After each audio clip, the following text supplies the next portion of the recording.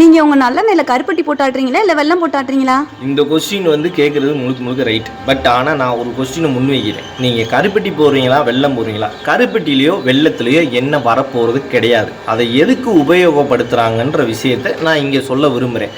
மொதல் விஷயம் வந்து எள்ளு வந்து உறுப்பு வந்து சின்ன உறுப்பு. அந்த உறுப்புக்கு நீங்கள் மரச்சக்கிலையோ இரும்பு சக்கிலையோ எதில் போட்டாலும் எண்ணெய் வராது. அதுக்கு மெழுகுத்தன்மை கொடுக்கணும்னா அந்த காலத்திலேயே நம்ம முன்னோர்கள் வெல்லத்தையும் கருப்பட்டியும் தன்னோட வசதிக்கு தகுந்தாப்புல பயன்படுத்தியிருக்காங்க. இதில் வந்து பார்த்தீங்கன்னா கெமிக்கல் ஆட் பண்ணக்கூடாது. இப்போ சீனி ஆட் பண்ணோம்னா எண்ணெயில் வந்து நீங்கள் உடம்புக்கு சேராது. அதே மாதிரி வெல்லமோ கருப்பட்டியோ நல்ல வெல்லத்தை போடலாம். இப்போ கருப்பட்டியிலே கெட்ட கருப்பட்டி இருக்குது, வெல்லத்திலே கெட்ட வெல்லம் இருக்குது. அதனால் நீங்கள் வெல்லத்தையோ கருப்பட்டியோ வச்சு ஜட்ஜ்மெண்ட் பண்ணாதீங்க. எண்ணெய் எடுக்கிறதுக்கு தான் அதை பயன்படுத்தியிருக்காங்க.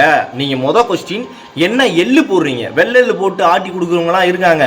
நீங்கள் கருப்பெல்லா சிவப்பெல்லா நாட்டு ரக எள்ளு போடுறீங்களா? ஏன்னா இன்றைக்கி எள்ளோட ரேட்டு 400 ரூபாங்க. வந்து அதை பார்த்து வாங்குங்க. எள்ளுலேருந்து தான் எண்ணெய் கிடைக்கிது.